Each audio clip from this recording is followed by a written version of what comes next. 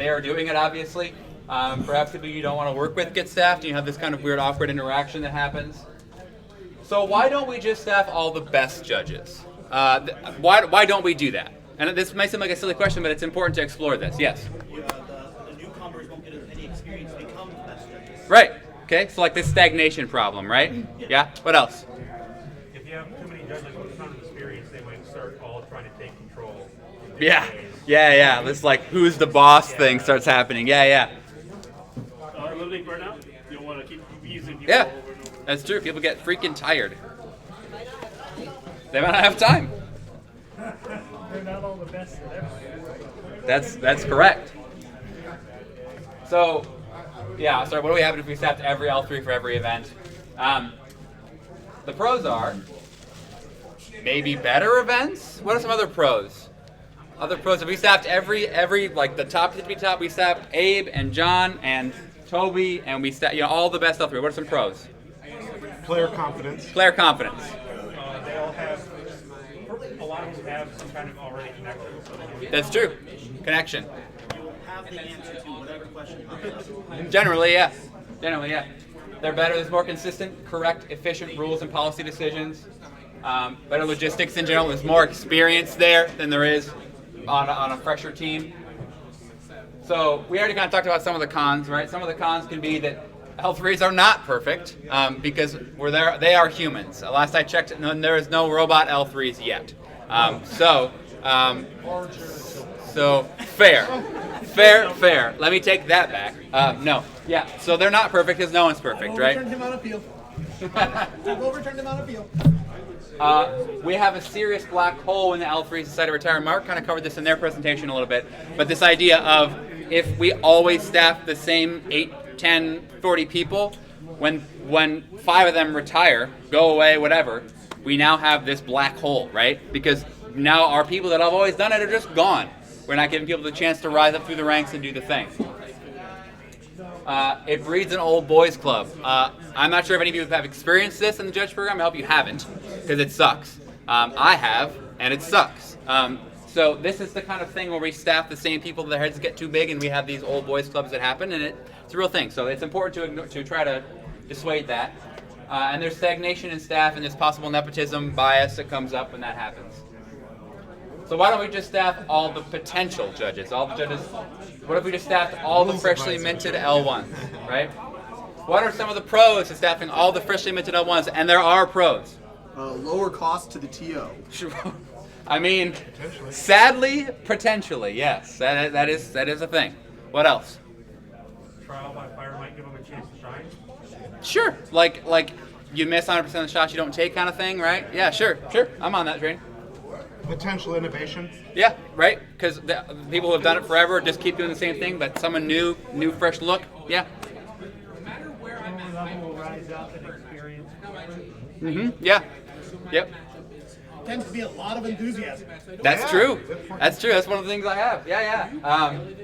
Maybe better events. Who really knows? I mean, I don't know. Perhaps more energy, passion, less jaded. Like when you're around a while, you see some stuff, you kind of get jaded. That's okay. More growth, right? What are some of the cons if we staffed every single L1 freshly minted? Yes. Player distrust. Fair enough. What else? Low overall rules knowledge. Yeah.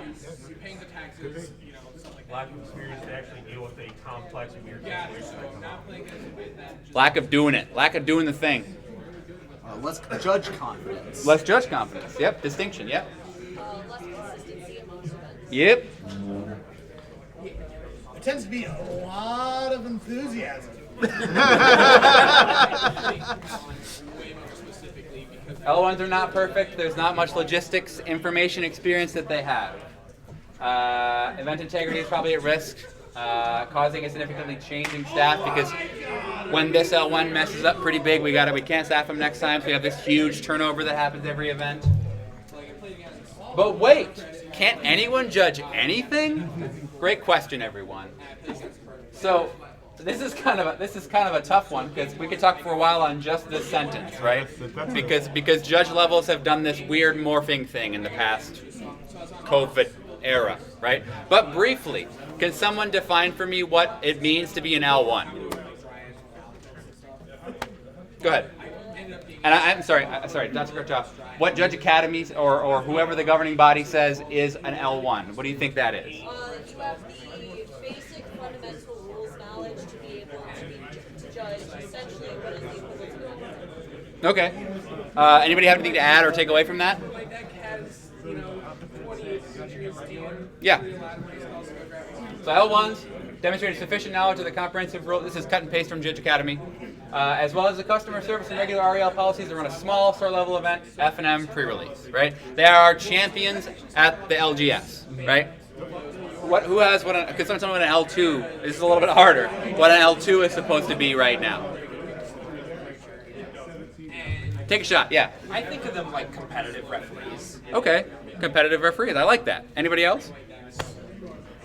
Well, having recently endorsed an L2, I made Same. that decision because this was a judge who I believed, based on those interactions, could run a small comp REL event. Yep. Like what we used to call, a PPTQ, at their store competently, and if they needed help, they knew where to get it. Sure. So maybe so it sounds like you're more along the lines of can run a store PPTQ Yep. good, and if they need help, they can reach out for help. Okay, interesting. Anybody else?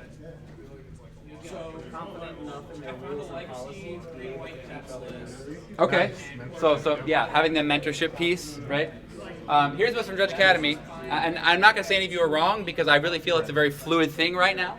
But Judge Academy has said that they are certified to run events at Comp. They are responsible for most of the in-store competitive REL events, and this is on the website. Bulk of judges on the floor of a Grand Prix. So, what about L3s? And I kind of don't. Well, I'd be interested to hear your views as well. But for those who are maybe newer, what do you think an L3 is supposed to be? What do you think of when you think of an L3? Okay, God tier. Good. Thanks, Baldy. Sherwin. Leaders of the community. Leaders of the community, right? Okay, community heads. Yeah. Anybody else? Because they're more than that, right?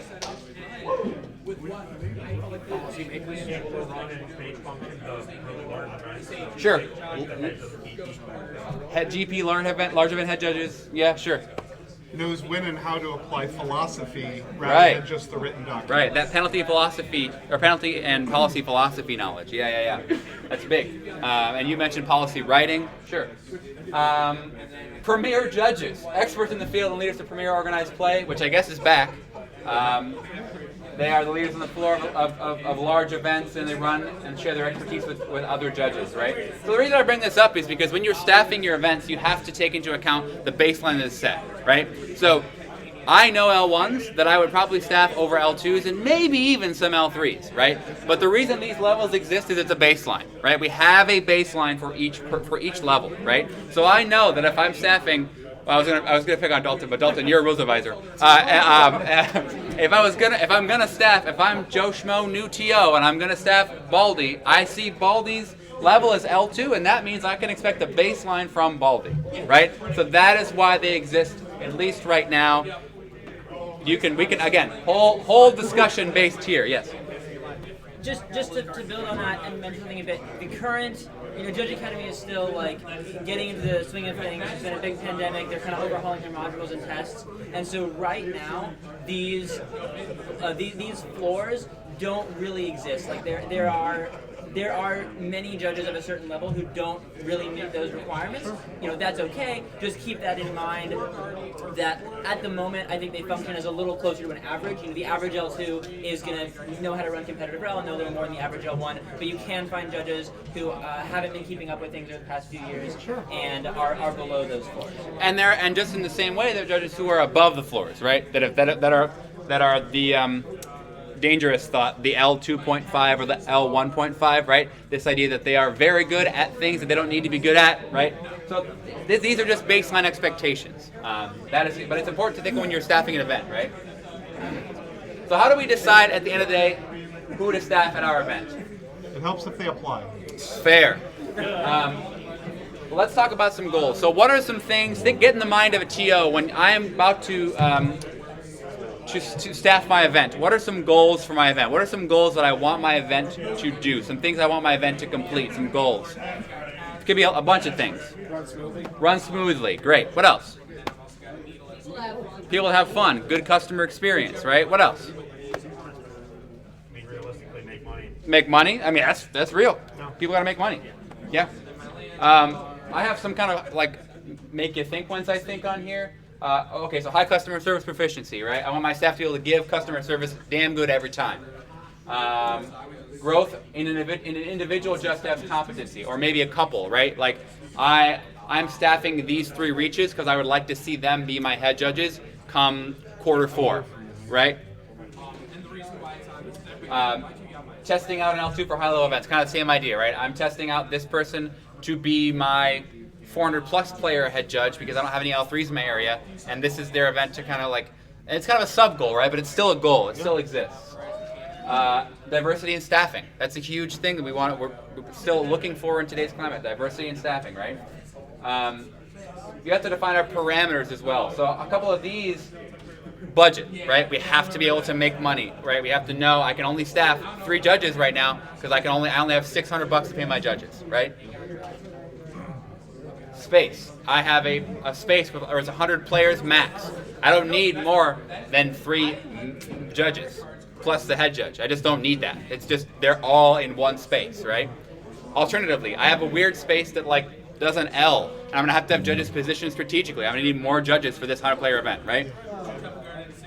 And number of players, right? And there's more here, right? There are how many rocks and reaches you have on your staff, right? So there's a lot of parameters you have to define for yourself, kind of the restrictions almost versus your goals. Talking about rocks and reaches, Mark covered a little bit in their presentation. But what is a rock? Just hit me quick. What's a rock? Someone who's good at what it is they do. Sure, someone who's good at what they want, what it is they do, right? So, for example, I think Sean had mentioned when we talked, you think you're kind of the customer service or events logistics, what you said, right? You're like the no? More customer service. Okay, great. Sure. More customer service rock, right? Like you know that you have that thing nailed down. And I know when I staff Sean on my event, customer service, he's a rock for that. Someone we know can do the job very well because of either their experience, education, or both combined. What is a reach? Someone else, what's a reach?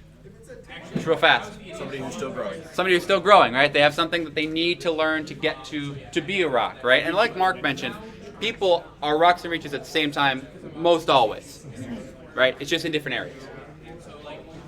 Someone who has most of the skills, maybe lacking the experience or education to complete the job without coaching or assistance. I like that definition. Thank you. This is kind of a fun slide. Mark brought this up when I was talking to them about this. This is a very fun slide. Does anyone know of a certain region? For, like, let's say I want a judge that's a rock in a certain area. I want a rock of a judge in customer service or a rock of a judge in policy. Do you know, is there regions where those judges can be found? I'll give you an example. I know that if I go to the South, the USA South, I can usually find judges who are good at policy.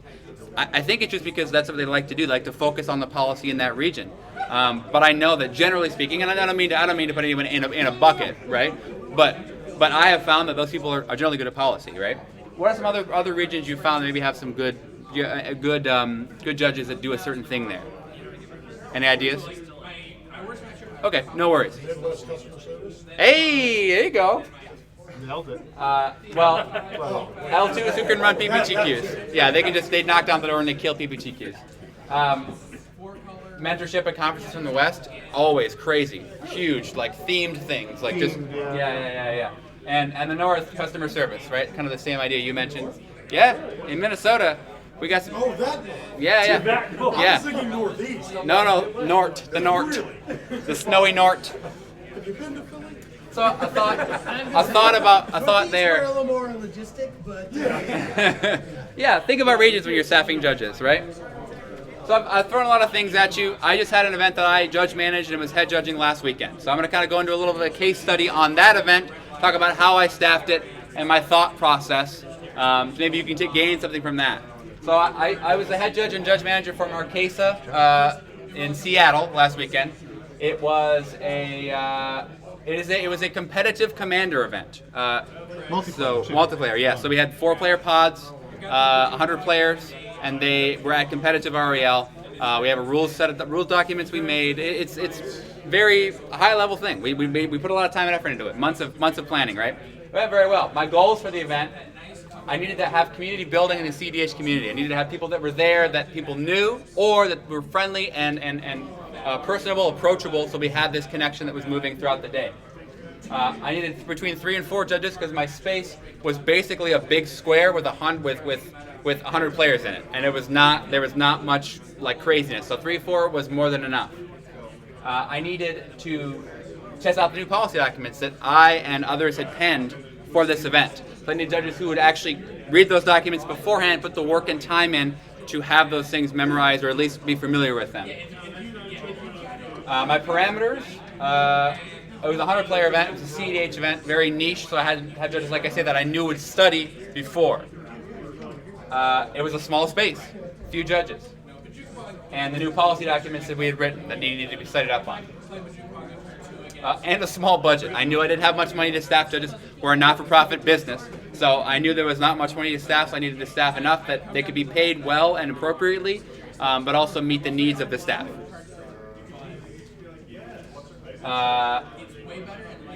So obviously all judges who work at Comp Area have to have a baseline understanding of rules and policy, but this is kind of going deeper into what kind of judges I wanted at my event. I wanted judges who were boss at customer service, who knew how to connect with players, because this event was all about PR, right? That was a big thing about the business, was getting out there in the community.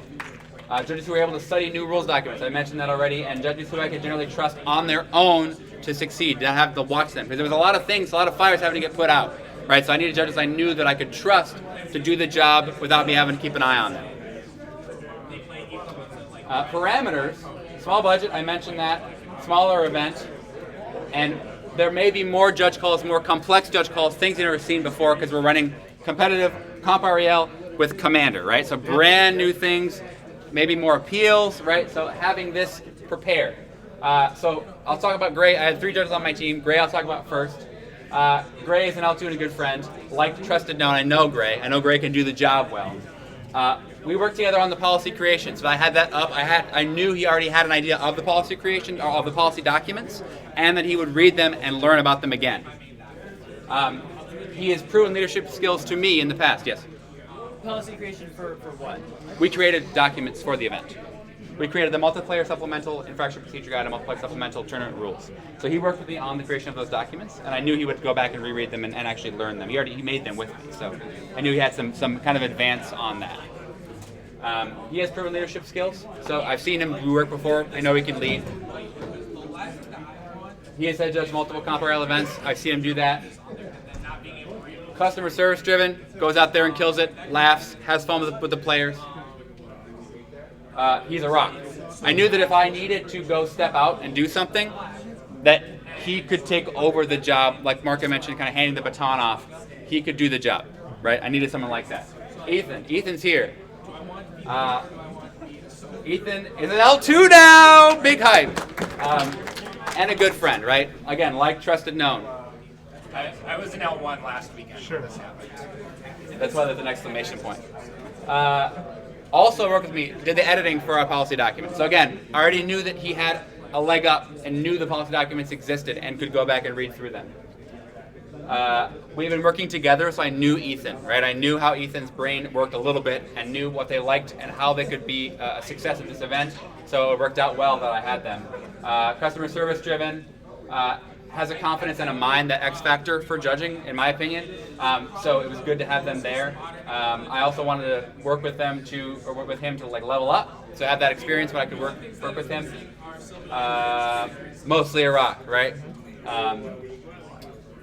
Sorry about the bad picture, but I didn't get any pictures of Maria.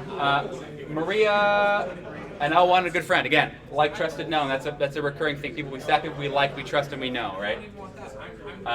Worked with me a lot on online events, so giving her the chance to come here and kind of transition to the in-person was a big thing, letting her grow in this space. Very rule smart, very rules rock, super good at that. Looking to gain experience, like I mentioned, give her that experience here, a reach, because I think overall for Maria, a lot of the customer service and interaction with players was difficult to gather. But those things, that's how the team, that's why staffing Ethan and Gray with Maria was a great option, because then they were able to worked together. Maria had the rules, and Greg could come in and say, here's how you should present those rules to the players to get the best effect, right? Multiple judge calls required the new policy, and all the judges were up to date on that policy, and they ruled correctly. There's never a time that I had paper copies of all the documents that we wrote at the head judge table, so that they needed to reference them, they could. Not once did they need to even look at them. They were all up to date on that policy, and it was great. I needed breaks, and since I was working as a head judge and kind of like pretend TO in that event, Gray, I could just say, hey, I gotta go take a smoke, and Gray was there to be able to say, sweet, have a good break. Never once was I worried, because I knew Gray was a rock and able to take on that role. Ethan grew to understand how tournament logistics worked, and then actually ended up head judging one of the other events. We had a conquest event that Ethan ended up head judging. I said, do you want to take this on? And Ethan said, heck yeah, I do. So a huge growth there for Ethan. And Maria learned a ton and was able to be the pioneer of the event customer service because she had worked with these people before. She had met all these people online. So she was able to kind of bridge the gap between going from no customer service to all the customer service because she had some relationship with these people already. So it worked out well for her to have that as her first, in-person experience. In summary, I'm sorry, is that my question? Oh, my bad. No. We staff people we like, we know, and we trust. At the end of the day, you can talk about goals, parameters, whatever. We staff people we know, we like, and we trust. We might take a chance on folks, right? We don't know this person, and we think, hey, this person is going to be, we're going to give them a chance, see if they're good. But after that event, we're going to know if we like, trust, or know them, right? We're going to know that. We're going to spend time understanding that person. So you have to be liked, known, and trusted to be staffed. And when we staff, that is the baseline. We staff events to complete goals and within our parameters. Some people are just better at certain things than others. We have to trust that they will all do the thing, right? When you staff somebody, you have to know and trust that they are going to complete the task that you staff them for. This presentation is not meant to give you the step-by-step guide to staff your event properly. It's meant to give you ideas, right? How things to be thinking about. Because staffing an event is not a black and white experience. It's just not. You have to look at your parameters, your goals, and look at what the event needs as a whole before you staff the event. And then, so a lot of this is just consideration to be made. And once again, who applies? Exactly. Yeah. Whoever applies, that's what you're getting, right? That's the end. Pretty short. Are there any questions I can answer? Any things I can provide insight on? So yeah. You talked about the distinction between L1s and L2s and the baseline required skill. Mm-hmm. What do you look at with someone before you decide you're interested in moving them to L2? Oh, sure. So the question, if you haven't heard, the question is, what do I look for before providing an L2 recommendation review, or looking to begin the advancement process with them? I find that just by judging, as an effect of judging, rules and policy knowledge comes, right? Those things kind of hit you. You have to know them. You have to at least understand how rules and policy work on a baseline level to judge thing. More than once, right? you can do it once and then right? But so those things I find they're also easier to train, right? It's also easier to say, let's learn about layers. Let's learn about casting a spell, right? For me, I look for the desire to learn the soft skills and the soft skills burgeoning, right? So people that are like, taking the time to ask, how should I give a ruling? Like, what is the best way? Or like, I've been thinking about taking judge calls, and I have these questions, right? These ideas of like, soft skills are a thing I need to work on because everyone does, right? Not everyone is born with the perfect soft skills. We have to work on those things. So I think for me, it's looking at those soft skills either beginning or maturing, such that they're prevalent, right? I look for soft skills more than I look for hard skills, generally speaking.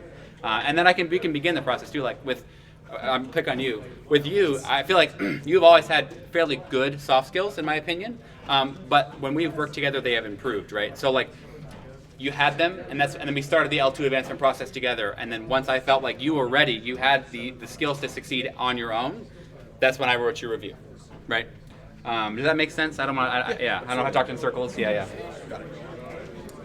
Yeah. What tips would you give to if you're looking to judge for a new TO? Yeah. Just like, other than just looking at Judge Academy and applying, what tips would you get to staff? Because I don't intentionally name drop to get onto energy. I worked for Dalton here at a Hot Sauce where the year before, and luckily Dalton was known by energy. So yeah, I mean, so like getting staffed on your first event and even other events, there's no shame in that. Like Brian Spellman's a good friend of mine, and Brian Spellman is a good friend of Jared Silva. And Jared Silva, if you're not familiar, is the person for SCG, right? The judge manager, right? Yeah. So I've said, hey, put the good word in for me, would you please? And he has, right? So there's zero shame in that. Whatever you got to. Yeah, zero shame in that. But other things like there's an article about writing a good cover letter that's a little outdated, but the idea, the premise of taking time to write a good cover letter is super important. As someone who has looked at those and has seen like, hey, I want to be on your event, thanks. Like, all right, like thank you, that's good. But when you come to me with like, here's what I need from you. Here's what I need from you as a TO. I would like to learn X, Y, and Z. I can't work this day. I'm CPR and AED certified, and I know Spanish. Okay. Yes. Like just those 5 sentences. Like, sweet, that's awesome. Like you're in. You did work. Like, because I would have to do work to get you here. You did work to market yourself to me, and that means a lot, right? So that's a huge thing, I think, in my opinion. Yeah. John's seen some too. Yeah. Those 5 sentences, sweet. Those 5 pages, right. Eyes Right. glaze over. Right. So keep Right. it short. Right. Bullet points of the most significant things. Right. Yeah, and that's a great discussion to have with your mentor if you have one, right? Saying like, how should I write this cover letter? Because there is goods and bads, right? Yeah. I just wanted to add something for like the local store perspective on this. Yeah. We've been focusing a lot on competitive events. If you're trying to break into a new local store, in the sense of going to work for them, not stealing merchandise from them, go play there. Yes. Go to events, get to know the community, get to know the store owner and tournament organizer, and then it is much easier to turn that relationship into like, hey, I'm also a judge. Would you want to like host a larger event? And I can work with you to help plan and run that. I was able to do that with a local store that I just like randomly started playing Modern at because it worked in my schedule, and that's how I judged my first comp rel event. So stuff like that. Getting involved in the local stores is absolutely a viable path to comp rel as well. And work with people in those moments too, right? Because there's a right way and a wrong way to go about those discussions, right? Going in and saying like, hey, I have a plan to make your store money at this event. You want to hear it? Like that most TLs will be like, well, I gotta hear it, right? Like I gotta hear the plan. Like I don't know. So there are ways to do and to not, right? But point being, talk with people in your community for sure. It's very important. Anything else? Yeah. One thing during your slides, you mentioned somebody that you had known from online. Yeah. As a person who you did as a reach. Is there a good way for somebody to like connect with other judges in that way to kind of try to be in that same kind of role? I'm not sure if I'm phrasing that right. I think what you're asking is, how do I get to know people better online in the judge community? Yeah. Is that correct? Yeah, just like how do you connect more with judges in general and online in specific? So it's tough. Like it just is. By the nature of us as human beings, cliques form. That's just how it works, right? Like it sucks, but that's how it is. We make friends, we have a group of friends, and then we're good, right? So it's tough sometimes to break in. There are communities like the regional discords in the Judge Academy server. They're okay. Some talk happens there. I wish more talk happened there, but it doesn't. Shameless plug for On an Adventure. We try to talk there and get people involved. There are places online. I think that in-person conferences are so important for that reason, for networking. Going to events in person are so important for networking in person, right? Like I mentioned, going to an event and just working your butt off all day, like that gets you noticed more than any, hey, I'm so-and-so ever will, right? Like, so it's online is tough, honestly. Mark? What do you think about going on the Judge Academy website down to projects and look for active projects to join? Do you think that's a good way to? Yeah. I don't know how many. Are there any other ones? There are currently 5. Yeah. Okay. 2 are in Portuguese. Right. So I mean, like, that's an option. Yeah. As more projects come up, join them. Sherwin? So Facebook, we have a Midwest Facebook group. You can, communicate there. I think Facebook is, I think, more popular with the Midwest. Yeah. Not with the shop. with the judges, you know, you shoot yourself there, and just, you know, start topics. That's totally cool. If you're not already up there. Answer your question, okay? Yeah. Okay. Yeah. All right. So you mentioned the importance of being known, liked, and trusted several times throughout your presentation. But it seems to me like most of the information that we got was related to how to get known. Would you have any advice for people about how you can build trust and how you could build being liked? Sure. So building trust comes from being there. Building trust comes from doing the thing enough times that people know this person can do the thing every time, consistently, right? Going hand in hand with being known, right? But being trusted is more along this line of like, I know if I turn my back, this person can 100% do the job.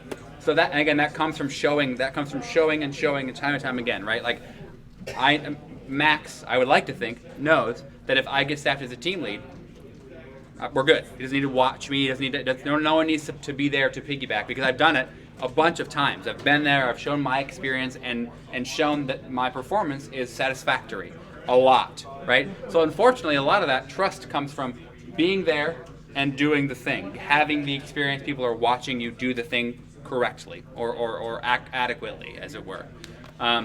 Being liked is a whole nother conversation. That is a tough conversation because people are people. There's no way, like, doing something that makes Baldy like me, to take it maybe a little bit, not much time left, to take it out of let's say Baldy, let's say we have a dance competition, and Baldy really enjoys, I don't know, the samba, right? But Mark really enjoys the cha-cha, right? Those are different dances, right? And one is going to make Baldy like me a lot. It's going to make Mark go, whatever. And vice versa, right? So the actions you take when you go places and do things, some are objective, right? Like if I am working hard, generally speaking, yeah, it's going to make me liked, generally speaking, as long as it's mindful work and not just zombie work, right? But get to know your TO, right? Like get to know what your TO likes to see from you. Get to know what that TO, enjoys from their judges as a whole, right? Do they like judges who are never sitting, or rather judges who take all their breaks on time, who take their full breaks? So they like that. You should take your full break. But I'm saying, you know what I mean? Like these little quirks. Get to know your TOs. Get to watch them, understand, talk to them, ask questions. What can I do to be on your staff again? That's so big, right? Like what is such a thing you look for when you staff people? Ask those questions, right? Because being liked is it's tough, right? There's no magic formula. If there was, I wouldn't be here. I'd be like, I don't know, in a penthouse, right? But yeah, I think I hope that answers your question. I talked a lot. I hope that answered your question. Yeah. I believe I'm out of time. I am on Discord, and I'll be here the whole weekend. Please ask, come chat with me. Feedback I'm open to from the presentation or otherwise. But thank you all for listening, and adios.